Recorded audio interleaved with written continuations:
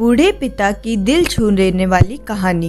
एक 70 वर्षीय व्यक्ति अपने 40 वर्षीय उच्च शिक्षित बेटे के साथ अपने घर में सोफे पर बैठा था। अचानक उनकी खिड़की पर एक चिड़िया बैठ गई। पिता ने अपने बेटे से पूछा, यह क्या है?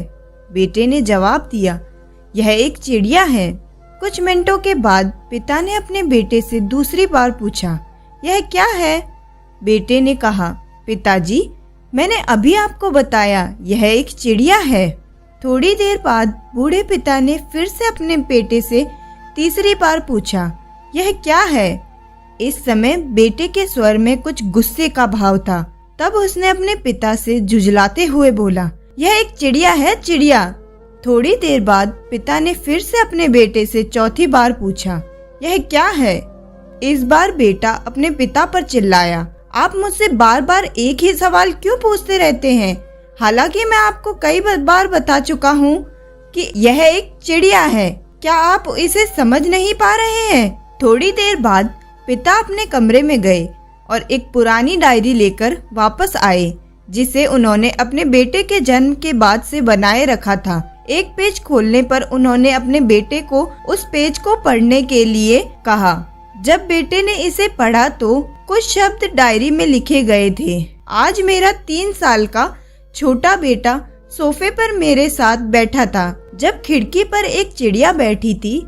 मेरे बेटे ने मुझसे 21 बार पूछा कि यह क्या है, और मैंने उसे 21 बार जवाब दिया कि यह एक चिड़िया है। मैंने उसे हर बार प्यार से गले लगाया और उसने मुझसे 21 बार फिर से वही सवाल पूछा। मुझे इस बात से बिल्कुल भी चिढ़ नहीं हुई थी। मैंने अपने मासूम बच्चे के लिए प्यार महसूस किया, जबकि बच्चे ने उससे 21 बार पूछा, यह क्या है? पिता को 21 बार पूरे सवाल का जवाब देने में कोई जलन महसूस नहीं हुई। और आज जब पिता ने अपने बेटे से सिर्फ 4 बार यही सवाल पूछा तो बेटा चिढ़ गया और गुस्सा महसूस हुआ। इसे पढ़कर उस बेटे को अपने किए गए व्यवहार का पता चल गया था, जिसके चलते अब वह मन ही मन बहुत शर्मिंदा हो रहा था। शायद उसे अभी किए गए अपने बूढ़े पिता के प्रति व्यवहार का पता चल गया था। लड़के को गलती का एहसास हो गया और वह मन ही मन सोचता है कि मैं अपने बूढ़े माता पिता की सर्वोत्तम तरीके से सेवा करूंगा। मैं अपने प्यारे माता पिता से अच्छे से बात करूंगा, चाहे वह कैसे भी व्यवहार करें।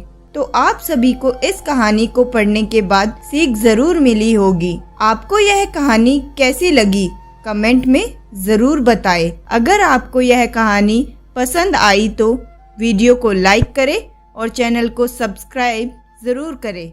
धन्यवाद।